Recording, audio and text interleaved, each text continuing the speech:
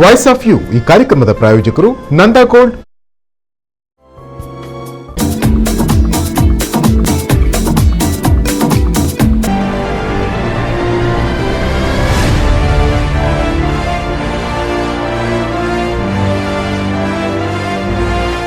ನಮಸ್ಕಾರ ವೀಕ್ಷಕರೇ, ನಂದಾ ಗೋಲ್ಡ್ ಅರ್ಪಿಸುವಂತಹ voice of you ward report ಕಾರ್ಯಕ್ರಮಕ್ಕೆ ಸ್ವಾಗತ. ಈ ಒಂದು ಕಾರ್ಯಕ್ರಮದ ಮೂಲಕ ನಾವು ಉಡುಪಿ ನಗರಸಭಾ ವ್ಯಾಪ್ತಿಯ ವಾರ್ಡ್ಗಳ ಒಂದು ಸ್ಥಿತಿಗತಿಗಳು ಅಂತ ಹೇಳಿದರೆ ಯಾವ ರೀತಿಯಾದಂತಹ ಒಂದು 5 ವರ್ಷದಲ್ಲಿ ಪ್ರಗತಿ ಆಗಿದೆ, ಏನೆಲ್ಲ ಸಮಸ್ಯೆಗಳು ಇನ್ನೂ ಕೂಡ ಉಳಿದುಕೊಂಡಿದೆ, ಏನೆಲ್ಲ ಪ್ರಗತಿಗಳು ಆಗಬೇಕಾಗಿದೆ ಎನ್ನುವುದರ ಕುರಿತು ನಾವು ಈ ಒಂದು ಕಾರ್ಯಕ್ರಮದ ಮೂಲಕ ಬೆಳಕು ಚೆಲ್ಲುವಂತಹ ಒಂದು ಕೆಲಸವನ್ನು ಮಾಡ್ತೇವೆ. ಬನ್ನಿ, ಇವತ್ತು ಕೊಡವೂರು ವಾರ್ಡ್ಗೆ ಬಂದಿದ್ದೇವೆ. ಕೊಡವೂರು ವಾರ್ಡ್ನ ಒಂದು ಸ್ಥಿತಿಗತಿಗಳ ಬಗ್ಗೆ ನಾವು ಮಾಹಿತಿಯನ್ನು ಪಡೆದುಕೊಳ್ಳುವ. ಕೊಡವೂರು ವಾರ್ಡ್ ನಗರಸಭಾ ವ್ಯಾಪ್ತಿಗೆ ಬರುವ 4ನೆಯ ಪ್ರಮುಖ ವಾರ್ಡ್ ಆಗಿದೆ. ಸರ್ಕಾರದ ಮಾಹಿತಿಯ ಪ್ರಕಾರ ಈ ವಾರ್ಡ್ನಲ್ಲಿ 1247 ವಾಸದ ಮನೆಗಳಿದೆ. 108 ವಾಣಿಜ್ಯ ಕಟ್ಟಡಗಳಿದ್ದು ಹಲವು ದೈವ ದೇವಸ್ಥಾನಗಳು ಈ ವಾರ್ಡ್ನಲ್ಲಿದೆ. ಅದರಲ್ಲಿ ಪ್ರಮುಖವಾಗಿ ಕೊಡವೂರು ಶಂಕರನಾರಾಯಣ ದೇವಸ್ಥಾನ ಪ್ರಮುಖವಾಗಿದೆ. 3378ಕ್ಕೂ ಅಧಿಕ ಜನಸಂಖ್ಯೆ ಇರುವ ಈ ವಾರ್ಡ್ ಆಗಿದ್ದು 5 ವರ್ಷದ ಅವಧಿಯಲ್ಲಿ ಈ ವಾರ್ಡ್ನಲ್ಲಿ ಅನೇಕ ಅಭಿವೃದ್ಧಿ ಕಾರ್ಯಗಳು ಆಗಿದೆ. ಮಲ್ಪೆ ಬೀಚ್ಗೆ ಸಾಗುವ ರಾಜ್ಯ ಹೆದ್ದಾರಿ ಸೇರಿದಂತೆ ಅನೇಕ ಒಳ ರಸ್ತೆಗಳಿದ್ದು ಹೆಚ್ಚಿನ ರಸ್ತೆಗಳು ಡಾಮರೀಕರಣವಾಗಿದೆ. ಅನೇಕ ಸಮಿತಿಗಳನ್ನು ರಚಿಸಿಕೊಂಡು ಇಲ್ಲಿನ ಜನರ ಸಮಸ್ಯೆಯನ್ನು ಬಗೆಹರಿಸುವ ನಿಟ್ಟಿನಲ್ಲಿ ಕೊಡವೂರು ವಾರ್ಡ್ ಅಭಿವೃದ್ಧಿ ಸಮಿತಿ ರಚನೆ ಆಗಿದ್ದು ಪರಿಣಾಮಕಾರಿಯಾಗಿ ಕೆಲಸ ನಿರ್ವಹಿಸುತ್ತಿದೆ. ಇಲ್ಲಿನ ಪ್ರಮುಖ ಸಮಸ್ಯೆ ಎಂದರೆ ಇಂದ್ರಾಣಿ ನದಿ ನೀರಿನ ಸಮಸ್ಯೆ. ಇಂದ್ರಾಣಿ ನದಿ ನೀರು ಕಲುಷಿತವಾಗಿದ್ದು ಇದರಿಂದ ಇಲ್ಲಿನ ಜನರಿಗೆ ಸಾಕಷ್ಟು ತೊಂದರೆ ಆಗುತ್ತಿದೆ. ಬಾವಿ ನೀರು ಹಾಳಾಗುತ್ತಿದ್ದು ಕಳೆದ ಹಲವಾರು ವರ್ಷಗಳಿಂದ ನಿರಂತರ ಹೋರಾಟ ನಡೆಸಿದರೂ ಈ ಸಮಸ್ಯೆಗೆ ಮುಕ್ತಿ ಸಿಕ್ಕಿಲ್ಲ. ನಾವೀಗ ಕೊಡವೂರು ವಾರ್ಡ್ನಲ್ಲಿದ್ದೇವೆ. ಇಲ್ಲಿಯ ಕೆಲವು ಸ್ಥಳೀಯರು ನಮ್ಮ ಜೊತೆ ಮಾತನಾಡಲಿಕ್ಕಿದ್ದಾರೆ.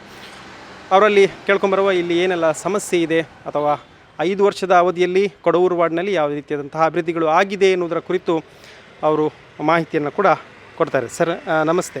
ಈಗ 5 ವರ್ಷದ ಅವಧಿಯಲ್ಲಿ ಏನೆಲ್ಲ ಕಾರ್ಯಕ್ರಮಗಳು ಅಥವಾ ಏನೆಲ್ಲ ಅಭಿವೃದ್ಧಿ ಆಗಿದೆ ಅಂತ ನಿಮಗೆ ಅನಿಸ್ತದೆ? ವಿಜಯಣ್ಣ ಒಂದು ಮಾದರಿ ಜನಪ್ರತಿನಿಧಿ ಅಂತ ಹೇಳ್ಬೋದು. ಇಲ್ಲಿ ತುಂಬ ರಸ್ತೆ ಸಮಸ್ಯೆ ಎಲ್ಲ ಒಂದು 20-25 ರಸ್ತೆ ಸಮಸ್ಯೆ ಎಲ್ಲ ಇತ್ತು, ಅದೆಲ್ಲ ಕರೆಕ್ಟ್ ಮಾಡಿದ್ದಾರೆ. ಹಾಗೆ ಇದು ದಿವ್ಯಾಂಗದವರಿಗೆ ಕಿಟ್ಟು ಕೊಡೋದಾಗಲಿ, ನಡಿಲಿಕ್ಕೆ ಆಗದಿದ್ದವರಿಗೆ ಕಾಲು ಸರಿ ಇಲ್ಲಿ ಕಿಟ್ಟು ಕೊಡೋದಲ್ಲ, ಅದೆಲ್ಲ ಒಳ್ಳೆ ಇದು ಮಾಡ್ತಾ ಇದ್ದಾರೆ. ಎಸ್ಪೆಷಲಿ ಅಂದರೆ ತುಂಬ ರೋಡೆಲ್ಲ ತುಂಬ ಒಳ್ಳೆ ಮಾಡಿದ್ದಾರೆ. ಒಂದು 20-25 ರೋಡ್ ಮಾಡಿದ್ದಾರೆ. ಅವರೇ ಹೋಗಿ ಖುದ್ದು ಜಾಗದವ್ರ ಹತ್ರ ಮಾತಾಡಿ ಒಳ್ಳೊಳ್ಳೆ ರೋಡೆಲ್ಲ ಮಾಡಿದ್ದಾರೆ. ಮತ್ತು ಆರೋಗ್ಯ ತಪಾಸಣೆ ಮಾಡೋದಾಗಲಿ, ಮತ್ತು ಬೇರೆ ಬಸ್ ಸ್ಟ್ಯಾಂಡೆಲ್ಲ ವಸ್ತು ಮತ್ತು ಮನೆ ಕಟ್ಟಿಕೊಡುವುದಾಗಲಿ ಕೆಲವರು ತುಂಬ ವ್ಯವಸ್ಥೆ ಮಾಡಿದ್ದಾರೆ. ಹಾಗಾಗಿ ಅವರ ಬಗ್ಗೆ ಏನು ಹೇಳಲಿಕ್ಕಿಲ್ಲ, ಒಳ್ಳೆ ಕೆಲಸ ಮಾಡಿದ್ದಾರೆ. ಇನ್ನು ಏನು ಸಮಸ್ಯೆ ಉಂಟಂತ ನಿಮ್ಗೆ ಅನಿಸ್ತದೆ? ಇಲ್ಲಿ ಕೆಲವೊಂದು ಸಮಸ್ಯೆ ಇರ್ಬೋದು, ಬಾಕಿ ಇದೆ. ವಿಜಯ ಕೊಡವರು ಅವರು ತುಂಬ ಶ್ರಮ ಪಟ್ಟಿದ್ದಾರೆ, ಆದರೂ ಕೂಡ ಆಗಿಲ್ಲ. ಬೇರೆಯವರು ಸ್ವಲ್ಪ ಶ್ರಮ ಪಡಬೇಕೆನ್ನುವಂಥದ್ದು ಕೆಲವೊಂದೆಲ್ಲ ಇರ್ತದಲ್ಲ, ಆ ರೀತಿ ಇಲ್ಲ. ಅವರು ಮಾಡೋ 5 ವರ್ಷದಲ್ಲಿ ಏನೆಲ್ಲ ಮಾಡಿ ತುಂಬ ಮಾಡಿದ್ದಾರೆ. 20-25 ರೋಡ್ ಅಂದರೆ ಅದು ಸುಲಭ ಅಲ್ಲ, ಅದೆಲ್ಲ ಮಾಡಿದ್ದಾರೆ. ಮತ್ತು ಕಿಟ್ಟು ಕೊಡೋದಾಗಲಿ ಮತ್ತು ಶ್ರಮದಾನ ಅದೆಲ್ಲ ತುಂಬ ಮಾಡಿದ್ದಾರೆ. ಈಗ ಇಲ್ಲಿ ನೋಡುವಾಗ ಗೊತ್ತಾಗೋದು ರೋಡ್ ಆಗಲಿ ಅಂತ ಕ್ಲೀನ್. ಮತ್ತೇನು ಮಾಡಲಿಕ್ಕಿರೋದಂದರೆ ಮಾಡಲಿಕ್ಕೆ ಸಾಧ್ಯ ನಮಗೆ, ಕಾರಣ ಎಲ್ಲ ಮಾಡಿದ್ದಾರೆ ಆಲ್ಮೋಸ್ಟ್. ಇನ್ನು ಹಾಗೆ ಒಬ್ಬರೊಬ್ಬರು ಒಂದೊಂದು ಹೇಳ್ತಾ ಇರ್ತಾರೆ, ಎಲ್ಲದು ಕರೆಕ್ಟ್ ಇದು ಮಾಡಲಿಕ್ಕೆ ಆಗೋದಿಲ್ಲಲ್ಲ, ಆದರೆ ಎಲ್ಲ ಮಾಡಿದ್ದಾರೆ ಆಲ್ಮೋಸ್ಟ್ ಎಲ್ಲ ಮಾಡಿದ್ದಾರೆ. ನಮ್ಮ ರಿಕ್ಷಾ ಸಮಸ್ಯೆಯನ್ನು ಬಂದು ಆಗಾಗ್ಗೆ ಕೇಳ್ತಾ ಹೋಗ್ತಾ ಇರ್ತಾರೆ. ಅವರೇ, ನಾವೇನು ಹೇಳೋದಿಲ್ಲ, ಅವರೇನಲ್ಲಿ ಏನೋ ಸಮಸ್ಯೆ ಉಂಟು ಕೇಳಿ ಹೋಗ್ತಾರೆ. ಒಂದು 35 ವಾರ್ಡ್ನ ಮಾದರಿ ಜನಪ್ರತಿನಿಧಿ ಅಂತ ಹೇಳ್ಬೋದು. ಯಾರನ್ನು ದ್ವೇಷ ಕಟ್ಕೊಳ್ದೆ ಎಲ್ಲರನ್ನು ಸಮಾನ ಕರ್ಕೊಂಡು ಇದು ಮಾಡ್ತಾರೆ. ಯಾರೇ ಸಮಸ್ಯೆ ಹೇಳಿದರು ಒಂದು ರೆಸ್ಪಾನ್ಸ್ ಮಾಡ್ತಾರೆ. ಓಕೆ, ಈಗ ಕೊಡವೂರು ವಾರ್ಡ್ನಲ್ಲಿ ನಿಮ್ಮ ನೋಡಿದ ಮಟ್ಟಿಗೆ ಏನೆಲ್ಲ ಅಭಿವೃದ್ಧಿ ಆಗಿದೆ? ಹಿಂದೆ ಏನು ಸಮಸ್ಯೆ ಇತ್ತು? ಈ ವರ್ಷ ವಿಜಯ್ ಕೊಡವೂರು ಬಂದ ಮೇಲೆ ಏನೆಲ್ಲ ಒಂದು ಅಭಿವೃದ್ಧಿ ಆಗಿದೆ ಅಂತ ನಿಮ್ಗೆ ಅನಿಸ್ತದೆ? ನಾವಂದರೆ ಇಲ್ಲಿ ಹೊಸತು ಬಂದದ್ದು, 13 ವರ್ಷ ಆದದಷ್ಟೇ ಬಂದು. ಮುಂಚಿನವರ ಅಷ್ಟು ಕೆಲಸ ಮಾಡಿದ್ದು ಗೊತ್ತಾಗಲಿಲ್ಲ ನಮಗೆ. ಆದರೆ ನಮ್ಮ ಈಗ ವಿಜಯ ಕೊಡವರವರು ಬಂದ ನಂತರ ಇಲ್ಲಿ ನಲ್ಲಿದ್ದು ನೀರಿನ ವ್ಯವಸ್ಥೆ ಮತ್ತು ಎಲ್ಲೆಲ್ಲಿ ಗಲ್ಲಿ ರೋಡು ಎಲ್ಲ ರೋಡು ಒಳ್ಳೆಯದಾಗಿದೆ ಎಲ್ಲರಿಗೂ. ಮತ್ತು ಏನಾದರೂ ಒಂದು ಪ್ರಾಬ್ಲಮ್, ಲೈಟ್ ಹೋದರೆ ಆಗಲೇ ಹಾಕುವುದು, ಮತ್ತು ಎಲ್ಲ ಪರಿಸರ ಎಲ್ಲ ಕ್ಲೀನ್ ಇಡುವುದು. ಇಲ್ಲೆಲ್ಲ ಹಾವೆಲ್ಲ ಇರ್ತದೆ ಮಕ್ಕಳಿಗೆ ಹೋಗುವಾಗ, ಇಲ್ಲೆಲ್ಲ ಕಚ್ಚರೆ ಎಲ್ಲ ಇರ್ತದಲ್ಲ ಸೈಡೆಲ್ಲ, ಅದನ್ನೆಲ್ಲ ಕ್ಲೀನ್ ಮಾಡೋದು ಡೈಲಿ. ಅದೆಲ್ಲ ತುಂಬ ಸ್ವಚ್ಛತೆ ಎಲ್ಲ ಖುಷಿ ಆಗ್ತಾ ಉಂಟು ಅವರದ್ದು. ಅವರು ಇನ್ನೊಮ್ಮೆ ಕೂಡ ಬಂದರೂ ಕೂಡ ಒಳ್ಳೆ ಕೆಲಸ ಮಾಡ್ಬೋದಂತ ನಮಗೆ ಭರವಸೆ ಉಂಟು. ಹಾಗಾಗಿ ನಾವು ಅವರ ಬಗ್ಗೆ ಹೇಳಲಿಕ್ಕೆಲ್ಲ ಎಲ್ಲರಿಗೂ ಗೊತ್ತಿರುವ ವಿಷಯವೇ. ಮತ್ತು ಅವರೊಂದು ದೇವರ ಭಕ್ತಿಯವರು, ಅಂದರೆ ದೇವ ಭಕ್ತಿ ಅವರು ಕೆಲಸ ಮಾಡ್ತಾರೇನೆ ಅವರು, ಗೊತ್ತಾಯ್ತಾ. ಅವರು ಯಾಕೆಂದರೆ ಅವ್ರು ನಿಯತ್ತಲ್ಲಿರ್ತಾರೆ. ಅವ್ರು ನಿಯತ್ತಲ್ಲಿದ್ದಾಗ ಊರಿನ ಎಂಥ ಕೆಲಸ ಉಂಟು ಅದನ್ನೆಲ್ಲ ಅವರು ಮಾಡೇ ಶುದ್ಧ. ಇಲ್ಲಿ ನಮ್ಮ ಪರಿಸರದಲ್ಲಿ ದೇವಸ್ಥಾನದಲ್ಲಿ ಎಲ್ಲದರಲ್ಲೂ ಇಲ್ಲಿನ ಒಂದು ಯುವಕರ ಎಲ್ಲ ಒಳ್ಳೆಯದು ಮಾಡಿ, ಅವರ ಸಂಘ ಸಂಸ್ಥೆ ಎಲ್ಲ ಇದು ಮಾಡಿ ಎಲ್ಲ ಕಾರ್ಯಕ್ರಮ ಎಲ್ಲದಕ್ಕೂ ಮುಂದುವರಿಸ್ತಾ ಎಲ್ಲರನ್ನೂ ಒಳ್ಳೆ ಇದು ಮಾಡಿದ್ದಾರೆ ಅಂತ ನಾನು ಹೇಳಲಿಕ್ಕೆ ಇಚ್ಛೆ ಪಡುತ್ತೇನೆ. ತುಂಬ ಥ್ಯಾಂಕ್ಸ್ ಅವರಿಗೆ. ಅಂದರೆ ಎಲ್ಲ ಊರಿನ ಎಲ್ಲ ಕೆಲಸವನ್ನು ಅವರು ಮಾಡ್ತಾ ಇದ್ದಾರೆ. ಮುಂದೆ ಕೂಡ ಅವರಿಗೆ ಇದರಲ್ಲಿ ಒಂದು ನಗರಸಭೆಯಲ್ಲಿ ಚಾನ್ಸ್ ತೆಗೆದು ಇದಕ್ಕಿಂತ ಮುಂದೆ ಒಳ್ಳೆ ಕೆಲಸ ಮಾಡ್ಬೋದಂತ ನಮಗೆ ಭರವಸೆ ಉಂಟು. ವಿಜಯಗೌಡ ಅವ್ರ ಕೆಲಸ ತುಂಬ ಕೆಲಸ ಮಾಡಿದ್ದಾರೆ. ತುಂಬ ಹೊಸ ಕೆಲಸ ಆಗ್ಬೋದು, ನಗರಸಭೆಯಲ್ಲಿ ಆಗ್ಬೋದು. ನಂಬರ್ ಒನ್ ಇದ್ದಾರೆ. ಒಳ್ಳೆ ಕೆಲಸ ಮಾಡಿದ್ದಾರೆ, ತೊಂದರೆ ಇಲ್ಲ. ರಸ್ತೆ ಎಲ್ಲ ಮಾಡಿದ್ದಾರೆ, ಯಾವುದೂ ಇಲ್ಲ ಬಾಕಿ ಇಲ್ಲ ಕೆಲಸ, ತೊಂದರೆ ಇಲ್ಲ. ತುಂಬ ಹೊಸ ಕೆಲಸ ಮಾಡಿದ್ದಾರೆ ವಿಜಯಗೌಡ. ಜಾಸ್ತಿ ಒಳ್ಳೆ ಉಂಟು, ತೊಂದರೆ ಇಲ್ಲ. ವಾರ್ಡ್ ಒಳ್ಳೆ ಉಂಟು, ಕೆಲಸ ತುಂಬ ಮಾಡ್ತಿದ್ದಾನೆ. ತೊಂದರೆ ಎಡ್ಡೆ ಮಲ್ದೇರು 5 ವರ್ಷ ವಿಜಯ ಕೊಡವರು ಎಡ್ಡೆ ಮಲ್ದೇರು ಕೊಡವರು ನಂದು ಎಡ್ಡೆ ಜನಪರ ಕೆಲಸ ಪುರ ಮಲ್ದೇರು. ತೊಂದರೆ ಜೇರೆಗ್ಲ ಏನೆಲ್ಲ ಕಷ್ಟ ಸ್ಪಂದಿಸವೇರಾರು ಜನಕ್ಕಲಿ ಸಿಕ್ಕುವೇರು. ನಮ್ಮ ಒಂಜಿ ಫೋನ್ ಮಲ್ತಿನ ಹೆಸಗ ಏತೆ ಅರ್ಜೆಂಟ್ ಉಡುಪಡ ಒಂಜಿ ನಮ್ಮ ಫೋನ್ ಒಂಜಿ ರಿಸೀವ್ ಮಲ್ತದೆ ಏನಂದಕ್ಕೆ ಏನು ಬೇರು ತೊಂದರೆ ಜಡ್ಡೆ ಕೊಡೋರ್ನ ಎಡ್ಡೆ ಇಂಪ್ರೂವ್ ಮಲ್ದೇರು ಅಂದು ತೊಂದರೆ. ಈ ವರ್ಷ ತೊಂದರೆ ಜಡ್ಡೆ ಆತನ ತೊಂದರೆ ನನ್ನೆಲ್ಲ ಸಮಸ್ಯೆ ಉಂಡು. ಬಂಡೆ ರೋಡ್ ನೆಟ್ಟೆ ಪೋನಾಗ ಬಸ್ ಪುರ ಬರ್ನಾಗ ಟರ್ನಾವೇರೆ ಬಂಗೊಂಡು ಮಸ್ತ್ ಸಮಸ್ಯೆ ಎಲ್ಲ ಉಂಡು. ಮೇಯ್ನ್ ಸಮಸ್ಯೆ ಅಲ್ಲೊಂಜಿ ಎಂಕಲ್ನ ನೆತ್ತಲ್ಲ ಬ್ರಿಡ್ಜ್ದಲ್ಲೊಂಜಿ ನೀರು ಗಲೀಜುಂಡು. ಅವೊಂದು ಸಮಸ್ಯೆ ಏರ್ಲ ಬರ್ಪುಜೇರ, ಆ ಸಮಸ್ಯೆಗೆ ಏರ್ಲ ಬರ್ಪುಜೇರು. ಆರು ಮಸ್ತ್ ಹೋರಾಡ್ದೇರು ವಿಜಯ ಕೊಡವರು. ಅರಡ ಒರಿಯಾಡ ಪೂಜೆ ಅಣ್ಣ ಬೇತಗ್ಲಿ ಏರ್ ಲೈಕ್ ನಲ್ ಪೂಜೆ ರಾತ್ರಿ ಮಸ್ತ್ ಗಲೀಜುಂಡು, ವಾಸನೆ ಉಂಡು. ಎಂಕಲ್ ಅಲ್ಲಿ ಕೈತಳ್ಡೆ ಉಲ್ಲ ಎಂಕಲೆ ಕುಲ್ಲೇರೆಗ ಆ ಒಂದು ಜಾಣ ಏನು ಅಲ್ಕೊಂಡು ಕುಲ್ಲೋಡತ್ತೆ ಎಂಕಲ್ ಬೊಕ್ಕ ಬೇತ ಕೆಲಸ ಪುರ ಲಾಯ್ಕ ಮಲ್ದೇರು. ಆರ ಐಕ್ಲ ಹೋರಾಡ್ದೇರು ಆಡ ಅರಡ ಒರಿಯಾಡ ಪೂಜತೆವು ಮುಂಚೆ ತೊಂದರೆ ಹೆಚ್ಚು. ಓಕೆ, ನಾವೀಗ ಕೊಡವೂರು ವಾರ್ಡ್ನಲ್ಲಿದ್ದೇವೆ. ಇಲ್ಲಿನ ಕೊಡವೂರು ವಾರ್ಡ್ನ ಸದಸ್ಯರಾದಂತಹ ವಿಜಯ ಕೊಡವೂರು ಈಗ ನಮ್ಮ ಜೊತೆ ಇದ್ದಾರೆ. ಓಕೆ, ಮಾತನಾಡುವ 5 ವರ್ಷಗಳ ಅವಧಿಯಲ್ಲಿ ಯಾವ ರೀತಿಯಾದಂತಹ ಒಂದು ಅಭಿವೃದ್ಧಿ ಕಾರ್ಯಗಳನ್ನು ಅವರು ಮಾಡಿದ್ದಾರೆ ಎಂಬುದರ ಬಗ್ಗೆ ಅವರಲ್ಲಿ ಕೇಳುವ. ನಮಸ್ಕಾರ ಸರ್, ನಿಮಗೆ ಕಾರ್ಯಕ್ರಮಕ್ಕೆ ಸ್ವಾಗತವನ್ನು ಕೋರ್ತಾ ಇದ್ದೇನೆ. ಈ ಒಂದು 5 ವರ್ಷದ ಅವಧಿಯಲ್ಲಿ ನೀವೊಂದು ಈ ಒಂದು ವಾರ್ಡನ್ನು ಮಾದರಿಯಾಗುವಂತಹ ನಿಟ್ಟಿನಲ್ಲಿ ಏನೆಲ್ಲ ಕಾರ್ಯಕ್ರಮಗಳನ್ನು ಮಾಡಿದ್ದೀರಿ? 5 ವರ್ಷದಲ್ಲಿ ನನಗೆ ಅವಕಾಶ ಕೊಟ್ಟಿರುವಂತಹ ಭಾರತೀಯ ಜನತಾ ಪಕ್ಷದ ಎಲ್ಲ ಜಿಲ್ಲಾಧ್ಯಕ್ಷರಿರ್ಬೋದು, ಹಿರಿಯರಿರ್ಬೋದು ಮತ್ತು ನಮ್ಮ ಕೊಡವೂರು ವಾರ್ಡಿನ ಎಲ್ಲ ಕಾರ್ಯಕರ್ತರಾಗಿ ದುಡಿದವಂಥವರಿಗೆ ಎಲ್ಲರಿಗೂ ನಾನು ಕೃತಜ್ಞತೆಯನ್ನು ಸಲ್ಲಿಸಲಿಕ್ಕೆ ಇಚ್ಛೆಪಡ್ತೇನೆ. ಯಾಕಂದರೆ ನನ್ನನ್ನೊಂದು ಜೀವಮಾನದಲ್ಲಿ ಒಂದು ಜನಪ್ರತಿನಿಧಿಯನ್ನಾಗಿ ಮಾಡಿರುವಂಥಕ್ಕೆ ಅದಕ್ಕೆಲ್ಲ ಸಹಕಾರ ಕೊಟ್ಟಿದ್ದಕ್ಕೆ ವಂದಿಸ್ತೇನೆ. ಅದೇ ರೀತಿ ನೀವು ಕೇಳಿರುವಂಥದ್ದು ಏನು ಕೇಳಿದರೆ 5 ವರ್ಷದಲ್ಲಿ ಏನು ಕೆಲಸ ಆಗಿದೆ ಅನ್ನುವಂಥದ್ದು. ಒಟ್ಟು ನಾವು ಒಂದು ಸಂಕಲ್ಪ ಮಾಡಿ ಈ ಕೆಲಸಕ್ಕೆ ಇಳಿದಿರುವಂಥದ್ದಾಗಿದೆ. ಒಟ್ಟು ಕೇವಲ ರಾಜಕೀಯ ಮಾಡಬೇಕು ಅನ್ನೋ ದೃಷ್ಟಿಯಿಂದಲ್ಲ, ಬದಲಾಗಿ ಕೆಲಸ ಮಾಡಿ ತೋರಿಸ್ಬೇಕು, ಅಭಿವೃದ್ಧಿ ಕಾರ್ಯ ಮಾಡಿಸ್ಬೇಕು ಅನ್ನೋ ದೃಷ್ಟಿಯಿಂದ ಕಾರ್ಯಕರ್ತರ ಪಡೆಯಿಂದ ಆದದ್ದು ಅಂಥದ್ದು ಸ್ಪಷ್ಟತೆ ಇದೆ. ಒಬ್ಬನಿಂದ ಇದು ಆಗಿರುವಂಥದ್ದಲ್ಲ. ಮೊನ್ನೆ ಆಗಿರುವಂಥ ಕೆಲಸಗಳ ಪುಸ್ತಕವನ್ನು ಬಿಡುಗಡೆ ಕಾರ್ಯಕ್ರಮವನ್ನು ನಾವು ಮಾಡಿದ್ದೀವಿ. ಒಂದು ವಾರ್ಡಲ್ಲಿ 5 ವರ್ಷದಲ್ಲಿ ಏನಾಗಿದೆ ಆ ಕೆಲಸದ ಪುಸ್ತಕವನ್ನು ಬಿಡುಗಡೆ ಮಾಡಿ ಎಲ್ಲ ಕಾರ್ಯಕರ್ತರಿಗೆ ಮುಟ್ಟಿಸುವಂಥದ್ದಾಗಿದೆ. ಇನ್ನು ಉಳಿದದ್ದು ಮನೆಗೆ ಮುಟ್ಟಿಸುವಂಥ ಕೆಲಸ ಈಗ ನಡೀತಾ ಇದೆ. ಒಟ್ಟು ಮಾದರಿಯಾದಂಥ ವಾರ್ಡ್ ಮಾಡಬೇಕು ಅನ್ನೋ ದೃಷ್ಟಿಯಿಂದ ಮಾಡಿರುವಂಥದ್ದು.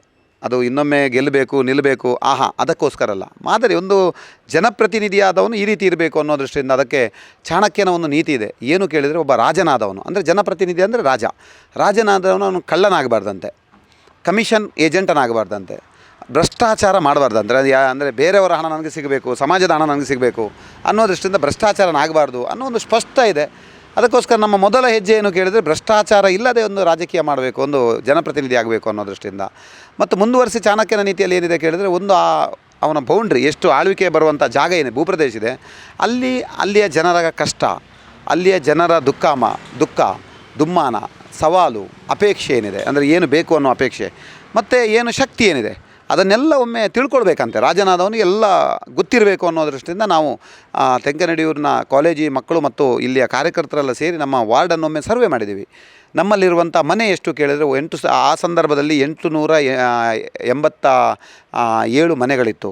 ಎಷ್ಟು ಹೆಂಗಸರು, ಎಷ್ಟು ಗಂಡಸರು, ಎಷ್ಟು ಮಕ್ಕಳು, high school, elementary, degree, diploma, ITI, doctor ಆಗಿರೋರು ಎಷ್ಟು ಜನ, ಇಂಜಿನಿಯರ್ ಆಗಿರೋರು ಎಷ್ಟು ಜನ, ಪೊಲೀಸ್ ಎಷ್ಟು ಜನ, ಎಕ್ಸ್ ಪೊಲೀಸ್ ಎಷ್ಟು ಜನ, ಮಿಲಿಟ್ರಿ ಎಷ್ಟು ಜನ, ಎಕ್ಸ್ ಮಿಲಿಟ್ರಿ ಎಷ್ಟು ಜನ, ಮತ್ತು ಎಲ್ಲವೂ ಅಂಗವಿಕಲರು ಎಷ್ಟು, ಅಂದರೆ ದಿವ್ಯಾಂಗರು ಎಷ್ಟು ಜನ, ಅಥವಾ ವಿಡೋ ಗಂಡ ತೀರಿ ಹೋದವರು ಎಷ್ಟು ಜನ, 40 ವರ್ಷಕ್ಕಿಂತ ಹಳೆದಾಗಿರುವಂಥ ಮನೆ ಎಷ್ಟಿದೆ, ಅಂಚಿನ ಮನೆ ಎಷ್ಟಿದೆ, ಟೆರೆಸ್ ಮನೆ ಎಷ್ಟಿದೆ, ಎಷ್ಟು ಮನೆಯಲ್ಲಿ ಗೋವು ಸಾಕ್ತಾ ಇದ್ದಾರೆ, ಆಡು ಸಾಕ್ತಾ ಇದ್ದಾರೆ, ಎಷ್ಟು ಮನೆಯಲ್ಲಿ ಸೈಕಲ್, ಸ್ಕೂಟ್ರು, ರಿಕ್ಷಾ, ಕಾರು ಅಥವಾ ಲಾರಿ, ಟೆಂಪೋ, ಆ ರೀತಿಯ ವಾಹನ, ಇಲ್ಲಿ ಬೋಟಲ್ಲಿ ಎಷ್ಟು ಜನ ವ್ಯವಹಾರ ಮಾಡ್ತಾ ಇದ್ದಾರೆ, ಶಾಮಿಯಾನ ಎಷ್ಟು ಜನ ವ್ಯವಹಾರ ಮಾಡ್ತಾ ಇದ್ದಾರೆ.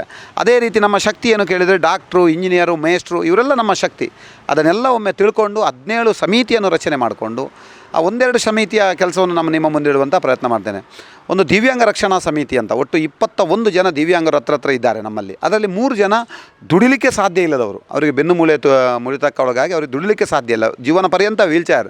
ಅವ್ರದ್ದೇ ಆಗಿರುವಂಥ ಒಂದು ಸಂಘಟನೆಯನ್ನು ಮಾಡಿಕೊಂಡು ಊರಿನಲ್ಲಿ ಗುಜರಿ ಸಾಮಗ್ರಿಗಳನ್ನು ಸಂಗ್ರಹ ಮಾಡಿ, ಉದಾಹರಣೆ ಯಾರಿಗೆ ಬೇಡವಾದಂಥ ಪ್ಲಾಸ್ಟಿಕ್, ಪೇಪರ್ ಇರ್ಬೋದು ಅಥವಾ ಕಬ್ಬಿಣ ಇರ್ಬೋದು, ಅದನ್ನು ಸಂಗ್ರಹ ಮಾಡಿ 17 ಲಕ್ಷಕ್ಕಿಂತ ಹೆಚ್ಚಿನ ಕೆಲಸ ಅವರು ದಿವ್ಯಾಂಗ ರಕ್ಷಣಾ ಸಮಿತಿಯವರು ಮಾಡಿದ್ದಾರೆ. ಅಂದರೆ ಇದು ಚಿಕ್ಕ ವಿಷಯನೇ ಅಲ್ಲ ಅಂತ. ಹರೀಶ್ ಕೊಪ್ಪಲ್ ತೋಟ ಇದ್ದಾರೆ, ಜಯ ಪೂಜಾರಿ ಅಂತ ಇದ್ದಾರೆ. ಅಂಥವರು ತನ್ನ ಜೀವವನ್ನೇ ಎತ್ತಲಿಕ್ಕೆ ಸಾಧ್ಯ ಇಲ್ಲ, ಅವರು ಇನ್ನೊಬ್ಬರಿಗೆ ವೀಲ್ಚೇರ್ ಕೊಡುವಂಥದ್ದು, ವಾಕರ್ ಕೊಡುವಂಥದ್ದು, ಕೆಥೆಟರ್ ಕೊಡುವಂಥದ್ದು, ಇಡೀ ಜಿಲ್ಲೆಗೆ ಬೇಕಾಗುವ ವಾಕರನ್ನು ನಮ್ಮ ದಿವ್ಯಾಂಗ ರಕ್ಷಣಾ ಸಮಿತಿ ಕೊಡಲಿಕ್ಕೆ ತಯಾರಿದ್ದೇವೆ. ಸರ್ಕಾರ ಆವಾಗಲೇ ಕೊಡ್ತಾರೆ ಗೊತ್ತಿಲ್ಲ, ಆಧಾರ್ ಕಾರ್ಡ್ ಬೇಕು, ಇನ್ನೊಂದು ಬೇಕು, UDID ಕಾರ್ಡ್ ಬೇಕಂತ ಕೇಳ್ತಾರೆ. ಆದರೆ ಕೊಡವೂರಿನ ದಿವ್ಯಾಂಗ ರಕ್ಷಣಾ ಸಮಿತಿಯನ್ನು ಸಂಪರ್ಕ ಮಾಡಿದರೆ ಈಗಲೇ ಒಂದು 4-5 ವೀಲ್ಚೇರನ್ನು ರೆಡಿ ಮಾಡಿ ಇಟ್ಟಿದ್ದೇವೆ.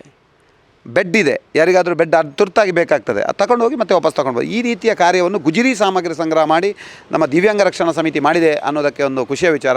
17 ಹೊಸ ರಸ್ತೆಗಳನ್ನು ಮಾಡಿದ್ದೀವಿ. 27 ಹೊಸ ರಸ್ತೆ. ಯಾರಿಗೆಲ್ಲ ರಸ್ತೆ ಅವಶ್ಯಕತೆ ಇದೆ, ಜಾಗವನ್ನು ಕೇಳುವುದು, ಅವರ ಶ್ರಮದಾನದ ಮುಖಾಂತರ ಮಾಡುವಂಥದ್ದು 27 ರಸ್ತೆ ಅಂತಾದರೆ, ಒಟ್ಟು 26 ನರೇಂದ್ರ ಮೋದಿಯವರ ಮನೆ, ಏನು 5 ಲಕ್ಷದ ಮನೆ ಇದೆ, ಅದು 26 ಕೊಡವೂರು ವಾರ್ಡ್ನಲ್ಲಿ ಆಗಿದೆ ಅನ್ನುವಂಥದ್ದು ಸಂತೋಷದ ವಿಚಾರ. ಅದನ್ನು ಬಿಟ್ಟು ಈಗ ಉದಾಹರಣೆಗೆ ಕೃಷಿಯ ಬಗ್ಗೆ ಯೋಚನೆ ಮಾಡ್ತಾ ನಾವೇ ಒಂದು ಟ್ರ್ಯಾಕ್ಟರನ್ನು ತಗೊಂಡು ಕೃಷಿ ಮಾಡಿರುವಂಥದ್ದು ಗೊತ್ತಿದೆ. ಅದಾದ ಮೇಲೆ ನಾವೇ ಒಂದು ಶ್ರಮದಾನ ಮಾಡಬೇಕು. ನಗರಸಭೆಯಿಂದ ವಾರಕ್ಕೆ 1 ಅಥವಾ 2 ಮಿಷನ್ ಬರ್ತದೆ, ನಾವೇ ಶ್ರಮದಾನ ಮಾಡಬೇಕು, ಪ್ರತಿ ಭಾನುವಾರ ಶ್ರಮದಾನ ಮಾಡಬೇಕು ಅನ್ನೋ ದೃಷ್ಟಿಯಿಂದ ನಾವೇ ಕೊಡವೂರ ವಾರ್ಡಲ್ಲಿ ಮಿಷನ್ ತಗೊಂಡು ನಾವೇ ಕಟ್ಟಿಂಗ್ ಮಾಡಿ ಅದನ್ನು 215ಕ್ಕಿಂತಲೂ ಹೆಚ್ಚಿಗೆ ಶ್ರಮದಾನ ಮಾಡುವಂಥದ್ದು ನಮ್ಮ ಕಾರ್ಯಕರ್ತರು ಮಾಡಿದ್ದಾರೆ. ಒಂದು ನಮ್ಮ ಕ್ಲಿನಿಕ್ ಬೇಕು ಅನ್ನೋ ದೃಷ್ಟಿಯಿಂದ ನರೇಂದ್ರ ಮೋದಿಯವರು ನಮ್ಮ ಕ್ಲಿನಿಕನ್ನು ತಂದು ಮನೆಗೆ ಹೋಗಿ ಮೊಬೈಲ್ ಆಸ್ಪತ್ರೆ ಅನ್ನೋ ಕಲ್ಪನೆಯನ್ನು ಇಟ್ಟುಕೊಂಡು ಯಾರಿಗೆ ಎದ್ದೇಳಲಿಕ್ಕೆ ಸಾಧ್ಯ ಇಲ್ಲ ಅವರಿಗೆ ಮನೆಗೆ ಹೋಗಿ ಅವರಿಗೆ ಆರೈಕೆ ಮಾಡುವಂಥದ್ದನ್ನು ಮಾಡಿದ್ದೀವಿ. ಈ ರೀತಿಯ ಸಾಧಾರಣ ಒಂದು ರಕ್ತ ಬೇಕಾದವರಿಗೆ ರಕ್ತ ನೀಡುವಂಥದ್ದು ಇರ್ಬೋದು. ಈ ಉದಾಹರಣೆ ಕೇಂದ್ರ ಸರ್ಕಾರದ ಯೋಜನೆಗಳನ್ನು ತಿಳಿಸಲಿಕ್ಕೆ ಒಂದು 27 ಕ್ಯಾಂಪ್ಗಳನ್ನು ಮಾಡುವಂಥದ್ದು. ಈ ರೀತಿ ಒಟ್ಟು ಆಗಿರುವಂಥ ಕೆಲಸವನ್ನು ಸಂಸ್ಕೃತವಾಗಿ ನಿಮ್ಮ ಮುಂದೆ ಇಟ್ಟಿದ್ದೇನೆ. ಸಮಸ್ಯೆ ಒಂದು ಮಾತ್ರ ನನಗೆ ನೋವಾಗಿರುವಂಥದ್ದು ಏನು ಕೇಳಿ, ಇಂದ್ರಾಣಿ ನದಿಗೆ ನಮ್ಮಿಂದ ಆಗಿರುವಂಥ ಪ್ರಯತ್ನ, ಅದಕ್ಕೆ ಬೇಕಾಗಿರುವಂಥ ನಗರಸಭೆಯನ್ನು ಏನು ಮಾಡಬೇಕು ಮಾಡುವಂಥದ್ದಾಗಿದೆ. ಎಲ್ಲೋ ಅದನ್ನು ಮುಚ್ಚಲಿಕ್ಕೆ ಸಾಧ್ಯ ಇಲ್ಲ ಅನ್ನುವಂಥ ನೋವು ನನ್ನ ಹತ್ರ ಇದೆ, ಆಗಿಲ್ಲ. ಅದನ್ನು ಮುಂದಿನ ದಿನಗಳಲ್ಲಿ ಸಂಘಟಿತವಾಗಿ ಮಾಡುವಂಥದ್ದು ನಿಲ್ಲಿಸಲಿಲ್ಲ. ಈಗ ನಾಳ್ದು ಇನ್ನೊಂದು 10 ದಿವಸದಲ್ಲಿ ಅದಕ್ಕೆ ಬೈಠಕ್ ಅಂದರೆ ಮೀಟಿಂಗ್ ತೆಗೆದು ಅದನ್ನು ಮಾಡುವಂಥದ್ದನ್ನು ಮಾಡ್ತೀವಿ. ಅದು ಎಲ್ಲೋ ಅದನ್ನು ನಿಲ್ಲಿಸುವಂಥದ್ದು ಆಗಬೇಕು. ಅದಕ್ಕೆ ಪ್ರತ್ಯೇಕವಾದ ಒಂದು ಖುಷಿಯ ವಿಚಾರ ಏನು ಕೇಳಿದ್ರೆ, ಏನು ನಿಟ್ಟೂರಿನಿಂದ STP ಪ್ಲ್ಯಾಂಟಲ್ಲಿ ಶುದ್ಧೀಕರಣ ಆಗಿ ಸಮುದ್ರ ಸೇರುವಂಥ ಏನು ಹೊಳೆ ಮುಖಾಂತರ ಸಮುದ್ರ ಸೇರುವಂಥದ್ದಾಗ್ತಾಯಿದೆ, ಅದನ್ನು ಈಗ DPR ಅಂದರೆ ಅದಕ್ಕೊಂದು ಅಂದಾಜು ವೆಚ್ಚವನ್ನು ಮಾಡಿದ್ದೀವಿ. ಅದಕ್ಕೊಂದು ಪೈಪ್ ಹಾಕಬೇಕು. ಎಲ್ಲಿ ನಿಟ್ಟೂರಿನಿಂದ ಸೀದಾ ಕರಾವಳಿ ಬೈಪಾಸ್ ತನಕ, ಕರಾವಳಿಯಿಂದ ನೇರವಾಗಿ ರಸ್ತೆಯ ಪಕ್ಕದಲ್ಲಿ ಬಂದು ಸಮುದ್ರ ಸೇರಬೇಕು ಮಲ್ಪೆಯ ಮುಖಾಂತರ ಅಂತ ಯೋಚನೆ ಮಾಡಿ ಅದಕ್ಕೆ ಅಂದಾಜು ವೆಚ್ಚವನ್ನು ಮಾಡುವಂಥದ್ದಾಗಿದೆ. ಇನ್ನು ಉದಾಹರಣೆಗೆ ನಮ್ಮ ಕೋಟಾ ಶ್ರೀನಿವಾಸ ಪೂಜಾರಿ ಇರ್ಬೋದು ಅಥವಾ ಮಾನ್ಯ ಶಾಸಕರ ಯಶ್ಪಾಲ್ ಸುವರ್ಣ ನೇತೃತ್ವದಲ್ಲಿ ಅದಕ್ಕೊಂದು ನ್ಯಾಯ ಕಲ್ಪಿಸುವಂಥದ್ದು ಖಂಡಿತವಾಗಿ ಮಾಡ್ತೇವೆ. ಈ ಮಟ್ಟಕ್ಕೆ ತಂದು ನಿಲ್ಲಿಸಿದ್ದೀವಿ ಅನ್ನುವಂಥದ್ದು ಖುಷಿಯ ವಿಚಾರ. ಇನ್ನು ನಮ್ಮ ಜನತೆಗೆ ಬಿಟ್ಟದ್ದು, ಕೊಡವೂರು ವಾರ್ಡಿನ ಜನತೆಗೆ ನಾನು ಖಂಡಿತವಾಗಿಯೂ ಮತ್ತೊಮ್ಮೆ ಹೇಳ್ತೇನೆ, ಒಬ್ಬ ಪ್ರಾಮಾಣಿಕವಾಗಿ ನೀವೇನು ಮತವನ್ನು ಹಾಕಿದ್ದೀರಿ, ಅದಕ್ಕೆ ತಕ್ಕಂಥ ನ್ಯಾಯವನ್ನು ಕೊಡುವಂಥದ್ದು ನನ್ನ ಮಟ್ಟಿಗೆ ಆಗಿದೆ ಅನ್ನುವಂಥದ್ದು ಖುಷಿಯ ವಿಚಾರ. ಮತ್ತು ಎಲ್ಲೂ ನಾನು ನನ್ನ ಸಮಾಜ ಯಾವುದು, ನನ್ನ ಜಾತಿ ಯಾವುದು ಅಂತ ತೋರಿಸಲಿಲ್ಲ. ಎಲ್ಲರನ್ನೂ ಒಂದೇ ತಕ್ಕಡಿಯಲ್ಲಿ ತೂಗುವಂಥದ್ದು ಮಾಡಿದ್ವಿ. ಉದಾಹರಣೆಗೆ ಕೊಡವೂರಲ್ಲಿ ರಸ್ತೆಗಳಿಗೆ ಹೆಸರು ಇಡುವಾಗ ಯಾರೆಲ್ಲ ಈ ದೇಶಕ್ಕೋಸ್ಕರ ಜೀವನ ಕೊಟ್ಟಂಥ ಅನೇಕ ಮಹಾತ್ಮರ ಹೆಸರನ್ನು ಇಟ್ಟುವಂಥದ್ದು ಮಾಡಿದ್ದೀವಿ. ನಾರಾಯಣ ಗುರುಗಳ ಬಸ್ ಸ್ಟ್ಯಾಂಡ್ ಆಗಿದೆ ಹೊಸದಾಗಿ, ಮತ್ತು ಅವರ ಮಾರ್ಗಕ್ಕೆ ಹೆಸರಿಟ್ಟಿದ್ದೀವಿ. ಅಂಬೇಡ್ಕರ್ ಬಸ್ ಸ್ಟ್ಯಾಂಡ್ ನಿರ್ಮಾಣ ಆಗಿದೆ, ಪ್ಲಸ್ ಅವರ ಮಾರ್ಗಕ್ಕೊಂದು ಭೀಮರಾವ್ ಮಾರ್ಗವನ್ನು ಹೆಸರಿಟ್ಟಿದ್ದೀವಿ. ಅದೇ ರೀತಿ ವೀರ ಸಾವರ್ಕರ್ ಇರ್ಬೋದು, ಲಾಲ್ ಬಹದ್ದೂರ್ ಶಾಸ್ತ್ರಿ ಇರ್ಬೋದು, ಡಾಕ್ಟರ್ ಹೆಡ್ಗೇವಾರ್ ಇರ್ಬೋದು, ನಮ್ಮ ಉಡುಪಿಯ ಒಬ್ಬ ಶ್ರೇಷ್ಠ ರಾಜಕಾರಣಿ ಡಾಕ್ಟರ್ VS ಆಚಾರ್ಯರ ಹೆಸರಿರ್ಬೋದು, ರಾಣಿ ಅಬ್ಬಕ್ಕರ ಕೆರೆ ಇರ್ಬೋದು ಅಂತ ಒಟ್ಟು 4 ಕೆರೆಗಳನ್ನು ತರುವಂಥದ್ದಾಗಿದೆ. 3 ಕೆರೆಗೆ ಅನುದಾನ ಬಿಡುಗಡೆ ಆಗಿದೆ, ಇನ್ನೊಂದು ಕೆರೆ ಪ್ರಾಧಿಕಾರದಲ್ಲಿ ಅನುದಾನ ಬಿಡುಗಡೆ ಆಗಿದೆ, 4 ಪಾರ್ಕ್ಗಳನ್ನು ನವೀಕರಣ ಮಾಡುವಂಥದ್ದಾಗಿದೆ. ಈ ಎಲ್ಲವನ್ನು ಇಟ್ಕೊಂಡು ಈ ರೀತಿ ಕೆಲಸವನ್ನು ಮಾಡಿರುವಂಥದ್ದಾಗಿದೆ. ಇನ್ನು ಜನತೆಯ ಬಿಟ್ಟಿರುವಂಥದ್ದು, ಜನತೆ ಅದಕ್ಕೆ ಹೌದು ಅಂತ ಒಪ್ಪಿಕೊಳ್ತಾರಾ ಇಲ್ವೋ ಗೊತ್ತಿಲ್ಲ. ನಾನು ಪ್ರಾಮಾಣಿಕವಾಗಿ ಕೆಲಸ ಮಾಡಿದ್ದೇನೆ ಮತ್ತು ಜನಗಳಿಗೋಸ್ಕರ ಅನ್ನೋದಕ್ಕಿಂತಲೂ ಒಂದು ದೇವರಿಗೋಸ್ಕರ ಕೆಲಸ ಮಾಡೋ ರೀತಿಯಲ್ಲಿ ಮಾಡಿದ್ದೇನೆ ನಾನು. ಮತ್ತೊಂದು ಎಲ್ಲ ಕೆಲಸ ಆಗಿದೆ ಅಂತ ನಾನು ಹೇಳಲಿಕ್ಕೆ ತಯಾರಿಲ್ಲ. ಯಾಕಂದರೆ ಕೆಲವರಿಗೆ ನನಗೆ ಅವರಿಗೆ ಅಪೇಕ್ಷೆ ಇರುವಂಥದ್ದು ನಮಗೆ ಅದು ಬೇಡ ಅಂತ ಕಾಣಿರ್ಬೋದು, ಆ ರೀತಿಯಲ್ಲಿ ಬಿಟ್ಟಿರ್ಬೋದು. ಅದನ್ನು ಮುಂದಿನ ದಿವಸದಲ್ಲಿ ಖಂಡಿತವಾಗಿಯೂ ಇದನ್ನು ಮಾಡುವಂಥದ್ದನ್ನು ಮಾಡ್ತೀವಿ ಅಂತ ನನ್ನ ಮನಸ್ಸಲ್ಲಿದೆ. ಅದನ್ನು ನಿಮ್ಮ ಮುಂದೆ ಹೇಳುವಂಥದ್ದು ಮಾಡಿದ್ದೀನಿ. ಈಗ ನಗರಸಭೆಯ ಈ ವತಿಯಿಂದ ಅಂದರೆ ನಗರಸಭೆಯಿಂದ ಇಷ್ಟೊಂದು ಅನುದಾನಗಳು ಮಂಜೂರಾಗಬೇಕು. ಕೆಲವೊಂದು ವಾರ್ಡ್ಗಳಿಗೆ ಜಾಸ್ತಿ ಆಗ್ತದೆ, ಕೆಲವೊಂದು ವಾರ್ಡ್ಗಳಿಗೆ ಕಮ್ಮಿ ಆಗ್ತದೆ. ನಿಮ್ಮ ವಾರ್ಡ್ಗೆ ಎಷ್ಟು ಅನುದಾನ ತರಲಿಕ್ಕೆ ನೀವು ಪ್ರಯತ್ನ ಮಾಡಿದ್ದೀರಿ ಅಂತ?